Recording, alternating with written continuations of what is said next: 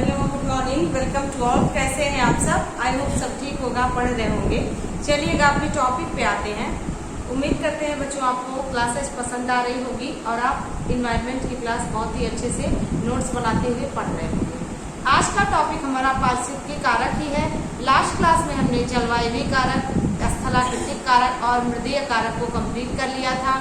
जैसा कि हम सभी जानते हैं कि पारिस्थितिकी को प्रभावित करने वाले या पारिस्थितिकी के में उत्तरदायी 4 कारक होते हैं। जलवायुमंडलीय कारक जो जलवायुमंडल का जो है फैक्टर देता है, जैसे मौसम, तापमान, वर्षा, प्रकाश, ये सब आता है। वायुमंडल, वायु की गतियाँ, वायु की दिशा। फिर स्थलाकृतिक कारक थे जिसमें ऊंचाई की ढलान, भूमि का ढलान, भूमि की ऊंचाई, ये सब था। इसके बाद हम सभी मृदीय कारक में आते हैं। तो मृदीय कारक में मृदा से संबंधित चीजें थी, मृदा की बनावट, मृदा का आकार, मृदा के प्रकार, है ना। आज का हम लोगों का चौथा जो था जैवीय कारक, उसका अध्ययन आज की क्लास में करेंगे। तो देर न करते हुए चलिए सबसे पहले पहला पॉइंट स्टार्ट करते हैं। जैसा कि जानते हैं जैवीय कारक मतलब होता है जिसमें जीवन या जीव जंतु या पेड़ पौधों की उपस्थिति विद्यमान हो, वो जैवीय कारक कहलाते हैं। और जिसमें जीवन नहीं होता है वो अजैविक होते हैं। तो जैवीय कारक के अंतर्गत देखिएगा, कह रहा है जैवीय कारकों के अंतर्गत जीवित पेड़ पौधों एवं जीव जंतुओं की वे सभी क्रियाएं आती हैं जिनका वनस्पतियों के संगठन, वृद्धि, प्रजनन, शरीर की बाह्य एवं आंतरिक बनावट तथा वातावरण के सीधे अथवा परोक्ष प्रभाव से पड़ता है। कितनी अच्छी बात कह रहा है। क्या कह रहा है देखिएगा, पेड़ पौधे जीव जंतुओं की वे सभी क्रियाएं आती हैं जिनका वनस्पतियों के संगठन, यानी कि जिनका वनस्पतियों के संगठन पर, वृद्धि पर, प्रजनन पर और देखिएगा शरीर की बाह्य एवं आंतरिक बनावट के आधार पर, बनावट के पर उनके वहां के वातावरण का सीधा प्रभाव पड़ता है, वो जैवीय कारक कहलाते हैं।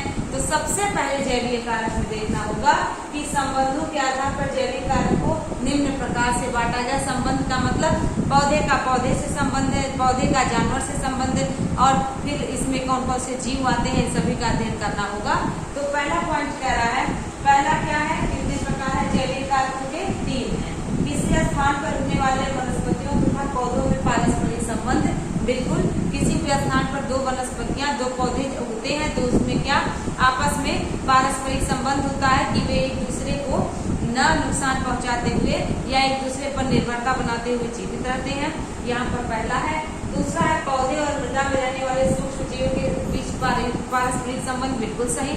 पौधे तथा मृदा में रहने वाले जो भी मिट्टी में जीव जंतु हैं या जो भी हैं, आप कह सकते हैं कि अब घटक हैं, उनका पौधों के साथ बहुत ही अच्छा संबंध है। वे पौधों को पोषण प्रदान करने का काम करते हैं, पौधों को ह्यूमस प्रदान करने का काम करते हैं। और जो जीव जंतु पौधे पर निर्भरता रखते हैं वे पौधे की सहायता से अपना जीवन यापन करते हैं, उन्हें डिस्टर्ब नहीं करते हैं। इसके बाद देखिए, किसी स्थान की वनस्पति और जंतुओं में पारस्परिक संबंध, यानी कि किसी स्थान पर वनस्पति और जंतुओं में, बिल्कुल सही, कोई भी जीव जंतु, कोई भी जंतु जो चारा खाता हो वह जंतु वनस्पति को पूरी तरह से खाकर नष्ट नहीं करता।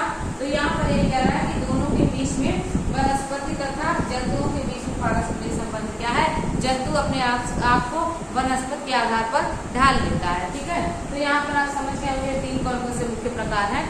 अब देखना है बच्चों, पहला कि किसी स्थान पर उगने वाले पौधों तथा वनस्पतियों में कैसे पारस्परिक संबंध होता है।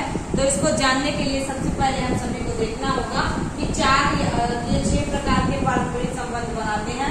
पहला है प्रतियोगिता। प्रतियोगिता मतलब अपना आपस में पौधों का पौधों से कंपटीशन होता है। कैसे? जब भी कोई बड़ा पौधा होता है तो वह छोटे पौधे को दबा देता है। कोई ऐसा पौधा जिसमें प्राकृतिक रूप से ताप, दाब, ऊर्जा, प्रकाश ये सब करने की क्रिया ज्यादा तेज होगी तो वह ज्यादा वृद्धि करेगा, और जिसमें नहीं तेज होगी या कम तेज होगी तो धीरे धीरे वह उतना वृद्धि नहीं कर पाएगा। तो ये आपस में पौधों का कंपटीशन होता है। छोटा पौधा बड़े पौधे के सहारे पनपने का प्रयास करता है, बड़ा पौधा फैल करके उसको दबाने का प्रयास करता है। तो ये प्रतियोगिता है।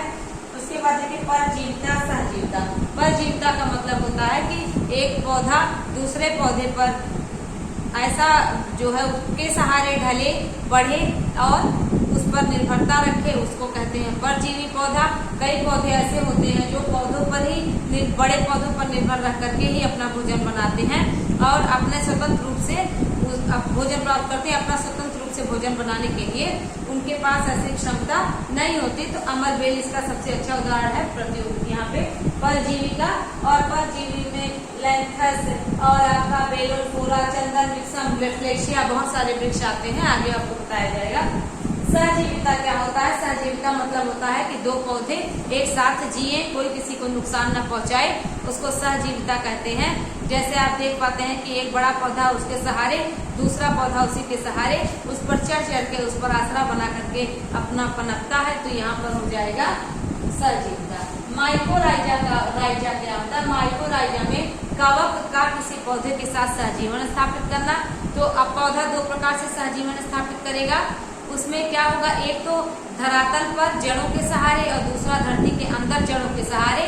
तो जो धरातल पर जड़ों के सहारे पनपेंगे उसको कहते हैं ट्रोपिका, और जो एंट्रोट्रोपिका और जो धरती के नीचे सर्वाइव करते हैं पौधों के ऊपर या पौधों पर निर्भर रहते हैं उनको कहते हैं हम सभी एंडोट्रॉफिका। ठीक है, ये आपको आगे मिलेगा।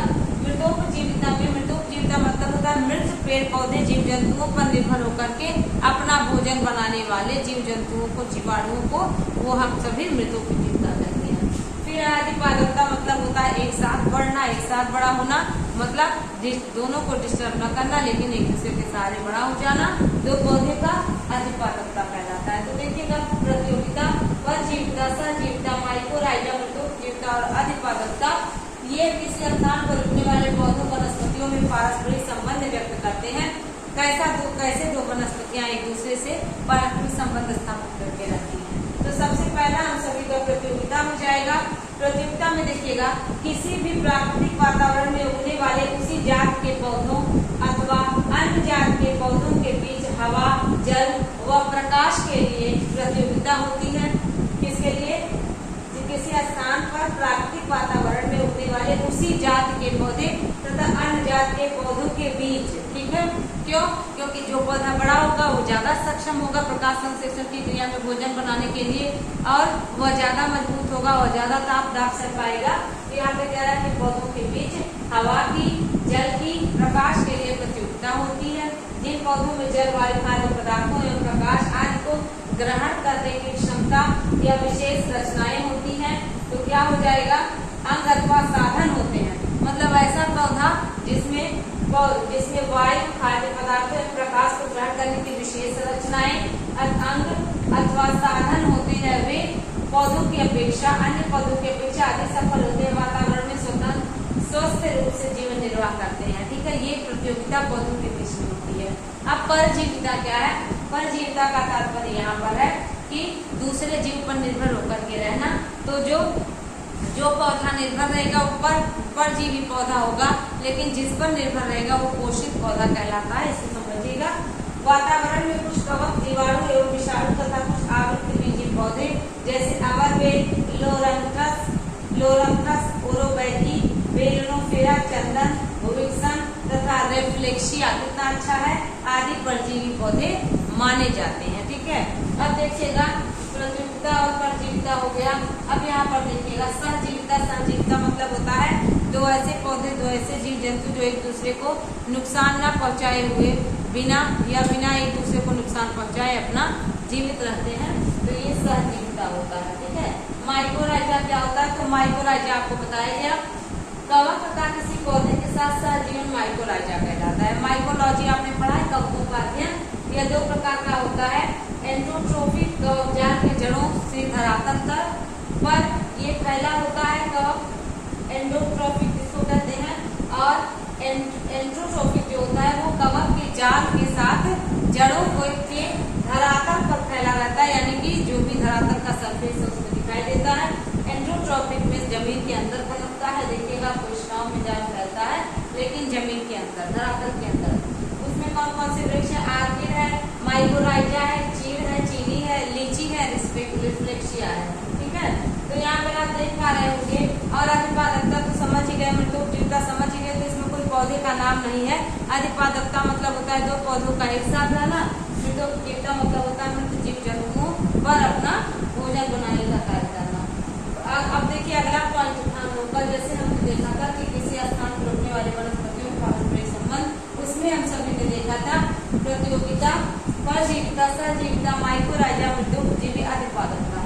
अब दूसरा पॉइंट हम सबको पढ़ना है, पौधे और मृदा में रहने वाले सूक्ष्म जीवों के बीच पारस्परिक संबंध। बहुत ही अच्छा पॉइंट है। देखिएगा कि मृदा में कौन कौन सा जीव रहते हैं, जीवाणु रहते हैं, विषाणु रहते हैं, कवक रहते हैं और आपका फफूंदी रहता है। ये सब क्या है, कीड़े मकोड़े हैं, नेमेटोड्स है, केंचुआ है, ये सब मेढक भूमि के अंदर रहते हैं। तो यहाँ पर यही बताने का प्रयास कर रहा है कि पौधे मृदा में रहने वाले सूक्ष्म जीवों के साथ क्या पारस्परिक संबंध है, वे सूक्ष्म जीव कैसे पौधे के जड़ों के बीच या पौधे पर रह लेते हैं और उन्हें नुकसान नहीं पहुंचाते हैं। यहाँ यहीं पर आपको बताना पड़ेगा। तो यहाँ पर देखिए दिखा रहा है, मृदा में रहने वाले सूक्ष्म जीव जीवाणु, शैवाल, कवक, कीड़े मकोड़े, नेमेटोड्स, केंचुए एवं मेढक आदि भूमि की उर्वरता बढ़ाते हैं, जिससे पौधों की वृद्धि में सहायता मिलती है। लाइकेन तथा नाइट्रीकरण जीवाणु भी मिट्टी की उर्वरता बढ़ाते हैं। तो यहाँ पर लाइकेन तथा नाइट्रीकरण आप ध्यान रखिएगा, ये मिट्टी की उर्वरता बढ़ाते हैं। इसका स्क्रीनशॉट ले लीजिए। इसके बाद हम सभी तीसरा प्रकार पढ़ते हैं, किसी स्थान के वनस्पति एवं जंतुओं में पारस्परिक संबंध। अब देखना होगा जो हमारा तीसरा प्रकार था, तो तीसरे में हम सभी देखेंगे जैविक कारक के किसी स्थान की वनस्पति एवं जीव जंतुओं में पारस्परिक संबंध कैसा होता है। मीन्स वनस्पति पर जीव जंतु कैसे प्रभाव डालते हैं, या जंतुओं के लिए वनस्पतियां किस प्रकार से उत्तरदायी हैं और जंतु किस प्रकार उस पर नुकसान पहुंचाते हैं, उसको डिस्टर्ब करते हैं। तो देखिएगा सबसे पहला फैक्टर है चरने वाले पशु। तो सभी को पता है चरने वाले पशु वनस्पतियों को चरते हैं, उन्हें खाकर नष्ट कर देते हैं, उन्हें पैरों से रौंद कर नष्ट कर देते हैं। तो कई सारे फैक्टर होते हैं। यहाँ पे देखिए कह रहा है बहुत से पालतू एवं जंगली जानवर, पौधों की पत्तियां, टहनियां एवं पूर्ण शाकीय पौधे, मतलब जो साग की तरह होते हैं, जो साग की तरह पौधे, छोटे छोटे पौधे होते हैं जिनको साग के रूप में आयरन के लिए खाया जाता है, ऐसे पौधे को आदि को खाकर नष्ट कर देते हैं। चरने वाले जंतुओं को निम्न वर्ग में बांटा जा सकता है। अब कैसे, कौन कौन से पशु हैं, उनको कैसे बांटा गया है कि कौन सा पशु या किन वर्ग के पशु क्या खाते हैं। तो सबसे पहला हम सभी का है वृक्षों की नवीन टहनियों को खाने वाले पशु। मतलब जैसे ही वनस्पति में नवीन टहनी या नवीन पत्ती उगी नहीं कि उसको खा लेंगे जंतु। वे जंतु कौन है, बकरी है, भेड़ है, ऊंट है और हाथी है। ये उसको खा करके नष्ट कर देते हैं और पनपने नहीं देते हैं। तो यहाँ पर देखिएगा समझ में आ रहा होगा कि वृक्षों की नवीन टहनियों व पत्तियों को खाने वाले पशु में बकरी है, भेड़ है, ऊंट है आदि, हाथी है, ये सब उसको खा करके नष्ट कर देते हैं। दूसरा देखिएगा शाकीय पौधों व घासों, यानी कि ऐसे पौधे घास जैसे होते हैं उनको शाक प्रवृत्ति में रखा जाता है। तो शाकीय पौधों व घासों को खाने वाले पशु, तो जिसमें छोटे छोटे पौधे जो पैरों के नीचे आ सकते हैं, उनमें है खरगोश, गाय, बैल, भैंस, बकरी, भेड़ आदि। ऐसे पशु जो शाकीय पौधे या घास जैसे घास को नष्ट कर देते हैं खा करके या पैरों से रौंद करके। फिर देखिएगा तीसरा है इसमें पेड़ पौधों व बीजांकुरण को उखाड़ कर, यानी कि छोटे पेड़ पौधों को उखाड़ देंगे और जो नवजीवित या नवनिर्मित बीज रहेगा, जो अंकुरित होने वाला रहेगा उसको, तथा नए छोटे पौधे को उजाड़ कर नष्ट कर देंगे। तो उसमें कौन से पशु हैं, हाथी है, सुअर है, बंदर है तथा मनुष्य है। तो आप देख पा रहे हैं कि किस प्रकार से तीन प्रवृत्ति में, तीन प्रजाति में पशु रखे गए हैं चरने वाले, और वे किस प्रकार से वनस्पति को नुकसान पहुंचा रहे हैं। आगे बढ़ते हैं। दूसरा मुख्य तत्व होता है वनस्पति तथा जीव जंतुओं में संबंध का, जिसको परागण कहते हैं। परागण एक पौधे से दूसरे पौधे तक पहुंचने के लिए एक माध्यम होते हैं जीव जंतु, या कह सकते हैं कीड़े मकोड़े। तो यहाँ पर कह रहा है कुछ कीट पतंगों के पुष्पों के परागण में सहायता करते हैं, यानी पुष्प के जो परागण है एक स्तर से दूसरे स्तर पर कैसे पहुंचते हैं, कीड़े मकोड़ों के द्वारा, तितलियों के द्वारा, भौरों के द्वारा, ठीक है। इनके उड़ने के कारण परागण एक पुष्प से दूसरे पुष्प पर पहुंच जाते हैं। इसके बाद देखिए कह रहा है इस प्रकार का परागण बहुस्थलीय पौधों में पाया जाता है कि जो स्थल पर उगने वाले पौधे हैं उनमें एक पुष्प से दूसरे पुष्प तक परागण पहुंचाने का कार्य यहाँ पर उड़ने वाले कीट पतंगे और कह सकते हैं कि जो भी तितलियां हैं, भौरे हैं, मधुमक्खियां हैं, तो वे सब आदान प्रदान करते रहते हैं। ठीक है। अब अगला देखिएगा फलों एवं बीजों का प्रकीर्णन कैसे होता है। तो फलों एवं बीजों का प्रकीर्णन कैसे उनको एक स्थान से दूसरे स्थान पर पहुंचा देते हैं। तो यहाँ पर देखिएगा बहुत से जंतु, चिड़िया, चमगादड़, गाय, भैंस, बकरी, अन्य चरने वाले पशु फलों को खाते हैं और उनमें उपस्थित बीजों को अपने मल के साथ दूसरे स्थान पर पहुंचा देते हैं। मीन्स जब वो मल त्याग करेंगे तो जहाँ पर खाए रहेंगे वहां से दूर जाएंगे, तो इससे उस मल में बीज निकलेगा और बीज से नया पौधा बनेगा। तो यहाँ पर यही कह रहा है कि फलों एवं बीजों का प्रकीर्णन उसको एक स्थान से दूसरे स्थान पर पहुंचा देते हैं। कीट भक्षी पौधे है अगला तथ्य। तो कीट भक्षी पौधे, सबसे पहला प्रश्न यही आ जाता है परीक्षा में कि कीट भक्षी पौधे कीट पतंगों को क्यों खाते हैं। तो यहाँ पर कीट पतंगों को खाने के लिए नाइट्रोजन की पूर्ति करते हैं। ठीक है, नाइट्रोजन की पूर्ति करते हैं कीट भक्षी पौधे और यहाँ पर इसलिए उनको खाते हैं क्योंकि पृथ्वी से उनको नाइट्रोजन नहीं मिल पाता और वे अक्सर करके ऐसे जगह पर उगते हैं जहाँ नाइट्रोजन की कमी होती है, यानी भूमि के पोषक तत्वों में नाइट्रोजन नहीं होता। ये चीज यहाँ पर लिखा है। ये पौधे उन स्थानों पर पाए जाते हैं जहाँ की भूमि में नाइट्रोजन की कमी होती है। ये अपना भोजन स्वयं बना सकते हैं। उदाहरण में कौन कौन से पौधे होंगे, यूटिकुलेरिया, ड्रोसेरा, नेफेंथिस। ये तीन तो बहुत महत्वपूर्ण है, बार बार परीक्षा में पूछा गया है। यूटिकुलेरिया, ड्रोट्रेस और नेफेंथिस तथा घटपड़ी तथा डायोनिया। ये पौधे हैं जो घटपड़ी पौधे होते हैं, यानी कि भक्षी होते हैं, कीड़े मकोड़ों को खाते हैं और जैसे ही कीड़ा मकोड़ा इनके संपर्क में आता है पत्तियां खुल जाती हैं और वह उसमें ये लोग उसको खा लेते हैं। तो यहाँ पर देखिए इतने अच्छे पॉइंट्स हैं, इसको स्क्रीनशॉट ले लीजिए। फिर हम सभी पौधों के प्रकार करेंगे कि पौधे किस स्थान पर उगते हैं और क्या नाम दिया जाता है। अब हम सभी देखेंगे पौधों का पारिस्थितिकी वर्गीकरण कि कैसे धरातल पर पौधे अलग अलग पर्यावरण में, अलग अलग वातावरण में स्वयं को ढाल लेते हैं और उनके वातावरण के अनुसार कैसे वे अपने आप को ढाल करके उसमें पनप जाते हैं, उनका क्या विशेष नाम है उसकी चर्चा करेंगे। तो सबसे पहला हम सभी का है पौधों का पारिस्थितिकी वर्गीकरण का मतलब वातावरण के अनुसार पौधों का क्या विस्तार है, कैसे वे उगे और बढ़े हैं। तो जलोद्भिद ऐसे पौधे होते हैं जो दो प्रकार के होते हैं। इसका मतलब है कि जल के आधार पर है। तो स्वतंत्र प्लावी पौधे ये क्या होते हैं, ये जल के ऊपरी कह सकते हैं लेयर पर तैरते रहते हैं, ये उसी पर पनपते हैं और बड़े होते हैं, इनकी जड़ें अंदर नहीं जाती हैं। ऐसे जड़ स्वतंत्र प्लावी पौधे होते हैं। तो यहाँ पर देखिएगा ये पौधे स्वतंत्र रूप से जल के ऊपर तैरते रहते हैं, जड़ द्वारा मृदा में नहीं धंसते हैं, यानी इनकी जड़ मृदा तक नहीं पहुंचती है, ये जल की सतह पर ही तैरते रहते हैं। इनको जलोद्भिद पौधे में स्वतंत्र प्लावी पौधे कहते हैं। ठीक है। दूसरा होता है स्थिर प्लावी, जो पानी में तो रहते हैं लेकिन इनकी जड़ें मृदा तक पहुंच जाती हैं, मृदा में धंसी रहती हैं।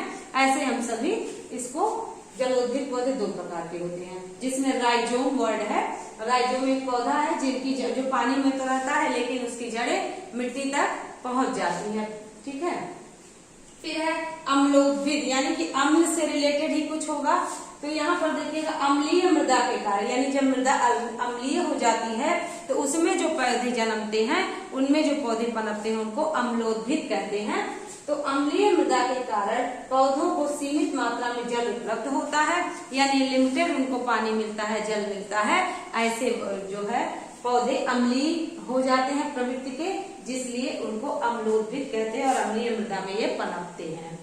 फिर है साइक्रोफाइट्स। ऐसे पौधे कौन है, मृदा तापक्रम के कारण पृथ्वी को सीमित मात्रा में जल उपलब्ध हो जाता है। मतलब क्या है, मिट्टी में इतना ज्यादा ताप होगा कि जल नष्ट हो जाएगा जल करके और पौधे को कम जल मिल पाएगा। तो यही कह रहा है कि मृदा तापक्रम होने के कारण पौधों को सीमित मात्रा में जल उपलब्ध होता है, जल नष्ट हो जाता है। ऐसे पौधे साइक्रोफाइट्स कहलाते हैं। लवण मृदोद्भिद, यानी कि मृदा में लवण की मात्रा अधिक हो जाए तो कह रहा मृदा में जल में घुले लवणों की मात्रा इतनी अधिक हो जाए कि पौधों को सीमित मात्रा में जल उपलब्ध हो, इसको भी लवणोद्भिद कहते हैं। और अम्लोद्भिद में मृदा अम्लीय हो जाएगी तो अम्लोद्भिद। और यहाँ पर है कि मृदा जल में घुले लवण इतने लवणीय हो जाएंगे कि जल सीमित मात्रा में मिलेगा, तो लवण मृदोद्भिद हो जाएगा।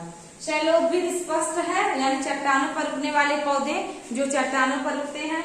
बालुकोद्भिद मतलब बजरी, रेत या मरुस्थल कह सकते हैं, बजरी, रेत, मिट्टी में उगने वाले।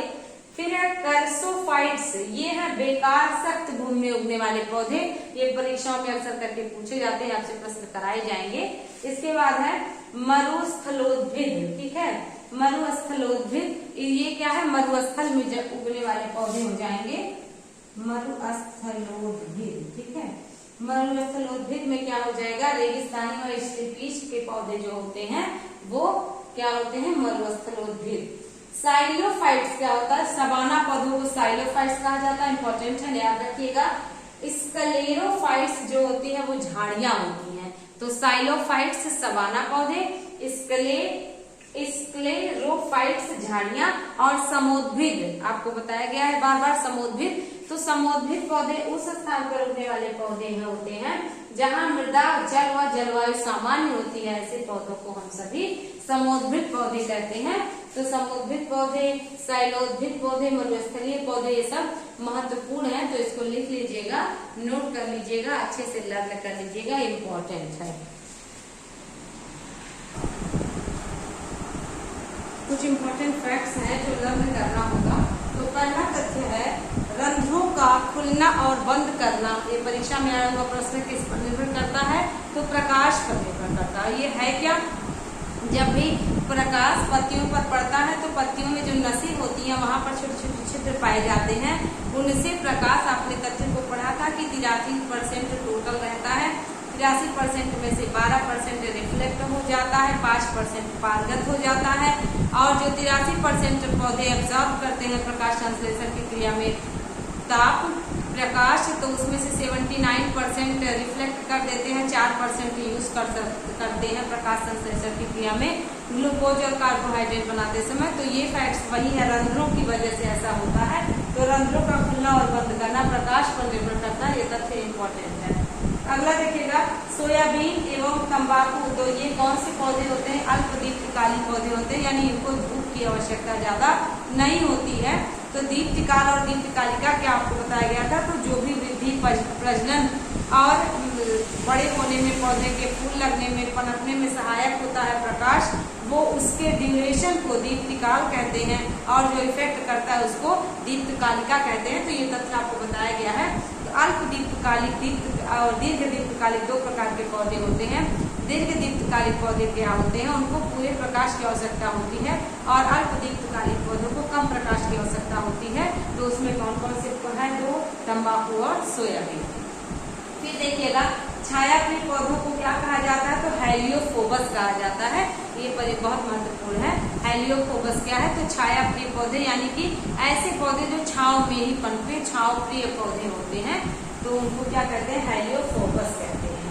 अगला है तथ्य, मरुद्भिद पौधों में प्रायः पत्तियां कांटे में बदल जाती हैं। बिल्कुल सही, ऐसा क्यों, क्योंकि सूर्य का जो भी वाष्पोत्सर्जन होता है, तो पत्तियां जब कांटे में बदल जाती हैं तो उनमें जो भी जल रहता है, जो भी आर्द्रता, जो भी नमी, जो भी मौजूद रहता है पानी, वह सूर्य का प्रकाश उसको नहीं सोख पाता है, वो वाष्प नहीं बन पाता, और उसमें नमी मौजूद रहती है। तो अपने पानी की रक्षा के लिए मरुस्थलीय पौधे कांटे में परिवर्तित हो जाते हैं। फिर देखिएगा, पौधों की पत्तियां कांटे में परिवर्तित हो जाती हैं। फिर है, वनस्पतियों के सड़ने से मीथेन गैस निकलती है। मीथेन गैस और किससे निकलती है, तो धान के खेत से निकलती है, पौधों के जुगाली करने, पशुओं के जुगाली करने से निकलती है। तो ये तथ्य परीक्षा में आया हुआ है, पौधों के सड़ने से, धान की खेत से और पशुओं के जुगाली करने से मीथेन गैस का स्राव होता है। ठीक है, फिर पौधों के सभी पोषक तत्वों से युक्त कार्बनिक पदार्थ को क्या कहते हैं, तो पौधों के सभी पोषक तत्वों से युक्त कार्बनिक पदार्थ होते हैं, उसको कार्बनिक पदार्थ कह सकते हैं, जिसमें कार्बन की मात्रा मौजूद होती है, और उसको हम सभी ह्यूमस का नाम देते हैं। ठीक है, तो बहुत ही महत्वपूर्ण है। ह्यूमस क्या है, तो जिसमें पौधों में कार्बनिक तत्वों की प्रधानता ह्यूमस कहलाती है। वायु द्वारा उठकर एक स्थान से दूसरे स्थान पर पहुंची मृदा को क्या कहते हैं? वातोड़ मृदा कहते हैं। ठीक है, वातोड़ मृदा का अधिकतर उदाहरण आपको मिलेगा रेगिस्तानी क्षेत्रों में, जहाँ पर हवा से उड़कर मिट्टी यानी कि रेत की कड़ें एक स्थान से दूसरे स्थान पर जाती हैं, जहाँ छत्रप शिला वगैरह का निर्माण होता है। कुछ नेचुरल प्राकृतिक संरचना होती है चट्टानों में या रेत में, रेगिस्तान में तो छत्रप शैल या छत्रप शिला, बालिका स्तूप ये सब रेगिस्तान में ही मिलेगा। तो वायु द्वारा एक स्थान से दूसरे स्थान पर उड़कर पहुंची मृदा वातोड़ मृदा कहलाती है। जल द्वारा होता तो जलोढ़ मृदा। ठीक है, तो यहाँ पर समझिएगा। अगला है सभी कार्बनिक पदार्थ पाया जाता है सर्वाधिक कार्बनिक पदार्थ, तो पीट मृदा जो होती है, पीट मिट्टी, तो पीट मिट्टी में सर्वाधिक कार्बनिक पदार्थ पाया जाता है। सबसे ज्यादा ह्यूमस की मात्रा पीट मिट्टी में होती है। ठीक ना। अगला तथ्य देखिएगा, कह रहा है, इन सभी को नोट करके लर्न करते रहिएगा। कह रहा है इंडोल एसिटिक एसिड IA जिसको कहते हैं, बताया गया था आपको, इसको प्राकृतिक ऑक्सीजन कहा जाता है। कितना महत्वपूर्ण तथ्य है। प्राकृतिक ऑक्सीजन क्या है? तो इंडोल एसिटिक एसिड को प्राकृतिक ऑक्सीजन कहा जाता है। फिर है क्लोरोफिल के निर्माण के लिए आवश्यक है तो मैग्नीशियम है। ठीक है, जब भी क्लोरोफिल का निर्माण होगा तो मैग्नीशियम होगा। ठीक ना। तो यहाँ पर देखिएगा मैग्नीशियम से क्लोरोफिल का निर्माण होता है। वह मृदा जल जिसे पौधे अपने जल द्वारा अवशोषित कर लेते हैं, केशिका जल। मृदा जल 3 प्रकार का बताया गया था। पहला गुरुत्वीय जल बताया गया था, जो पृथ्वी के गुरुत्वाकर्षण शक्ति की वजह से जमीन के बहुत नीचे चला जाता है और पौधों की जड़ें उसको अवशोषित नहीं कर पाती हैं, वो गुरुत्वीय जल कहलाता है। दूसरा बताया गया था मृदा जल में केशिका जल। इसका मतलब है ऐसा जल जो पौधों की जड़ों के द्वारा सूखा जाए, जड़ों के द्वारा प्राप्त किया जाए, वो केशिका जल कहलाता है। और तीसरा बताया गया था आर्द्रता जल, जो कि मिट्टी में यानी मृदा में आर्द्रता के रूप में विद्यमान रहती है, वो आर्द्रता जल कहलाती है, जिसको नमी भी कह सकते हैं, मिट्टी में नमी। तो यहाँ पर यही कह रहा है कि वह मृदा जल जिसे पौधे अपनी जड़ों द्वारा अवशोषित करते हैं, केशिका जल।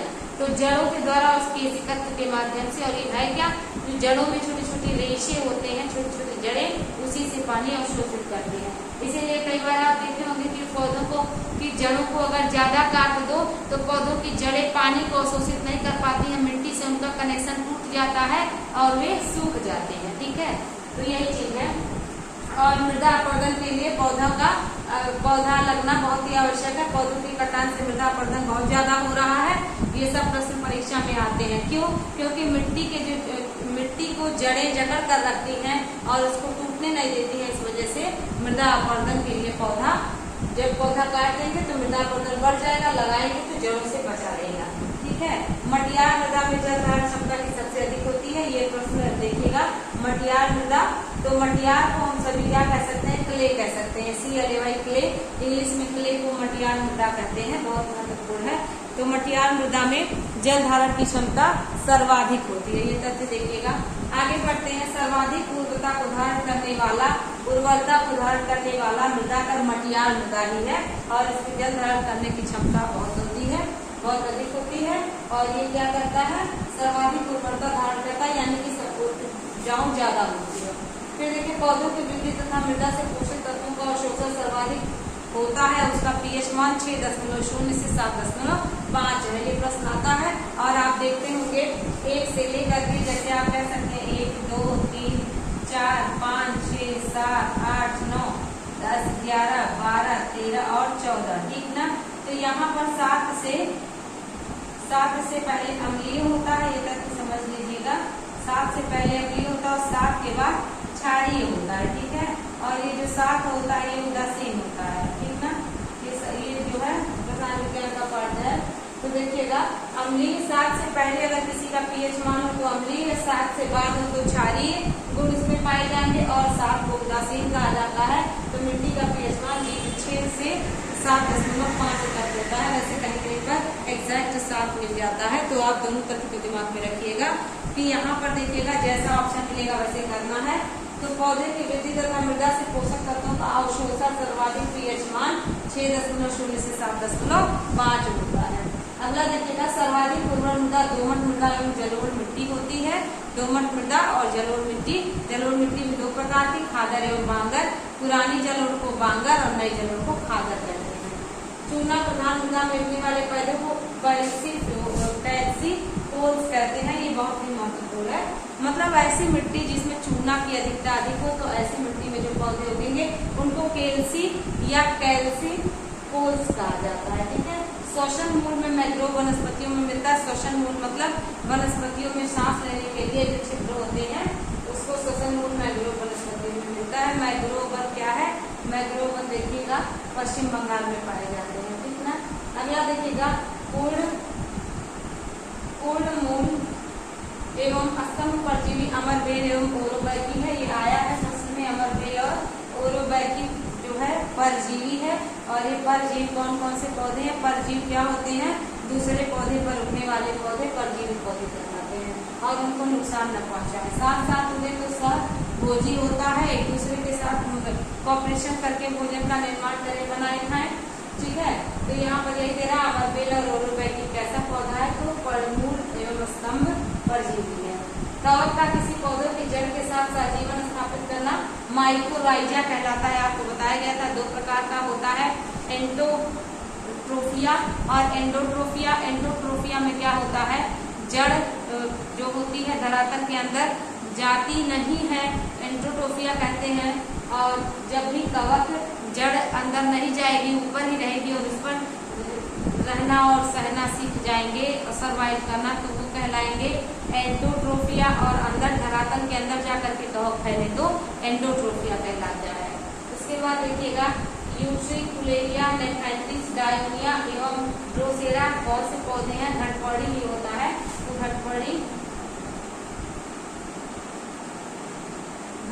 पौधे, तो ये सब क्या है? ये सब कीटभक्षी पौधे। और ये भी प्रश्न आता है कीटभक्षी पौधे कीटों को क्यों खाते हैं? नाइट्रोजन की पूर्ति करने के लिए कीटभक्षी पौधे कीटों को खाते हैं। जिस मिट्टी में नाइट्रोजन की कमी होती है उस मिट्टी में ये उगते हैं और जब इनको नाइट्रोजन नहीं मिलता है तो ये नाइट्रोजन की पूर्ति के लिए कीड़े मकोड़ों को खाते हैं और इसका पत्ता घड़े के आकार में रहता है। जैसे ही कीड़ा पहुंचता है उसको खा लेते हैं। ठीक है। तो ये तथ्य बहुत ही इम्पोर्टेंट है, ये सब नोट करिएगा। चलिए कुछ प्रश्नों की चर्चा कर लेते हैं। ये प्रश्न परीक्षा में पूछे गए हैं तो बहुत ध्यान से अध्ययन करिएगा। जो भी आपको पढ़ाया गया है पारिस्थितिकी में वो चैप्टर आपका समाप्त हो गया। नेक्स्ट चैप्टर में हम सभी पारिस्थितिकी तंत्र पढ़ेंगे, लेकिन उसके पहले कुछ प्रश्नों का रिवीजन हो जाए ताकि एक कॉन्फिडेंस विकसित हो, एक कॉन्फिडेंस आए, एक आइडिया लगे कि कैसे प्रश्न परीक्षा में पूछे गए हैं। ठीक है। तो पहला प्रश्न देखिएगा, पादप वृद्धि के लिए सबसे उपयुक्त क्या है? बजरी। तो बजरी आपने देखा था कि कड़ों के व्यास के आधार पर मिट्टी को कई प्रकार से बांटा गया था। तो बजरी क्या है? इसके बाद चिकनी मिट्टी, बालू तथा दोमट मिट्टी। तो पादप वृद्धि के लिए तो बजरी बिल्कुल नहीं, चिकनी मिट्टी भी नहीं है, बालू भी नहीं है। तो सबसे अच्छा आंसर हम सभी का दोमट मिट्टी है। दोमट मिट्टी सबसे उपजाऊ मिट्टी होती है, पोषक तत्वों से भरपूर होती है और पौधों के लिए उपयुक्त होती है। अगला देखिएगा, वन के पेड़ों की छालों पर उगते हैं या उगे हुए मिलते हैं कवक, जीवाणु, लाइकेन, झाड़ी। बहुत सारे विद्यार्थी कवक करना चाहेंगे लेकिन बिल्कुल नहीं। लाइकेन एक होते हैं जिनको कह सकते हैं हम सभी पर्यावरण के सूचक भी माने जाते हैं लाइकेन। तो जब लाइकेन की मृत्यु होने लगती है तो समझिए वायु प्रदूषण होने लगता है, ऐसा माना जाता है। तो यहाँ पर कवक नहीं, जीवाणु नहीं, लाइकेन ही हमारा करेक्ट आंसर होगा। तो लाइकेन वन में पेड़ों की छालों पर फफूंदी जैसे व्हाइट कलर के आपने देखा होगा, व्हाइट कलर के उग जाते हैं तो लाइकेन होते हैं। ठीक ना। अगला प्रश्न देखिएगा, मृदा में उपस्थित जल की कुल मात्रा को क्या कहते हैं? तो ये तथ्य आपको लिखवाया गया है। नमी कहते हैं? बिल्कुल नहीं। नमी होती है जो जमीन के अंदर आर्द्रता का जल होता है वो नमी होता है, या वायुमंडलीय नमी को आर्द्रता कहते हैं। तो यहाँ पर नहीं होगा। होलार्ड बिल्कुल सही, होलार्ड है। ठीक है। होलार्ड ही सही। और एक तथ्य और हम आपको बता दें, यहाँ पर देखिए चिसार्ड एक वर्ड होता है, चिसार्ड। तो होलार्ड क्या होता है? होलार्ड मतलब होता है कि मृदा में उपस्थित जल की कुल मात्रा। ठीक है। इसको लिख लीजिएगा, मृदा में उपस्थित जल की कुल मात्रा, ये होलार्ड होता है। और चिसार्ड क्या होता है? पौधों द्वारा अवशोषित जल या प्राप्य जल, ये क्या होता है?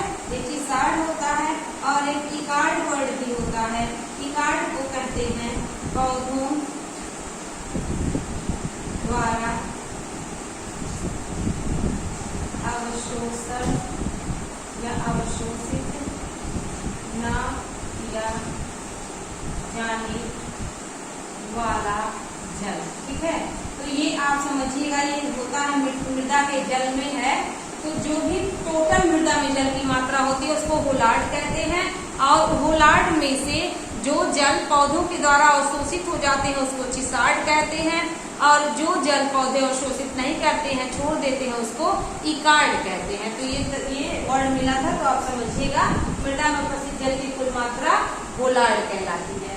फिर बालुकोद्भिद किस स्थान पर उगने वाले पौधे होते हैं? चट्टानों पर बिल्कुल नहीं, शैलोद्भिद होंगे।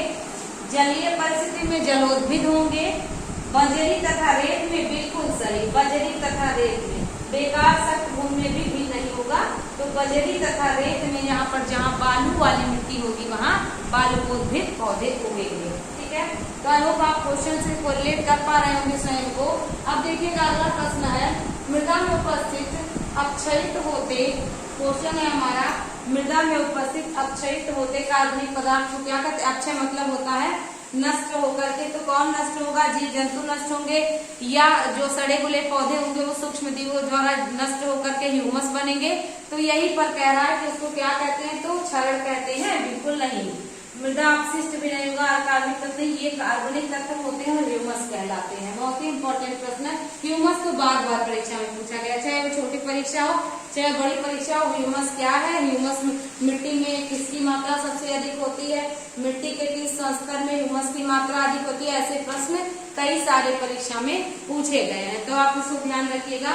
अगला प्रश्न है, अधिक वर्षा वाले उष्ण क्षेत्रों में भारी वर्षा होती है, अतः वहां पर वन होते हैं। तो आप देख पाते होंगे उष्णकटिबंधीय वर्षा वन बहुत ही फेमस है, जहां पर जैव विविधता सबसे ज्यादा पाई जाती है पूरे विश्व में। तो उष्णकटिबंधीय वर्षा वन कहाँ होते हैं? भूमध्य रेखीय वर्षा वन भी कहते हैं उसको, विषुवत रेखीय वर्षा वन भी कहते हैं। तो ये भूमध्य रेखीय 0 डिग्री अक्षांश पर पाए जाते हैं।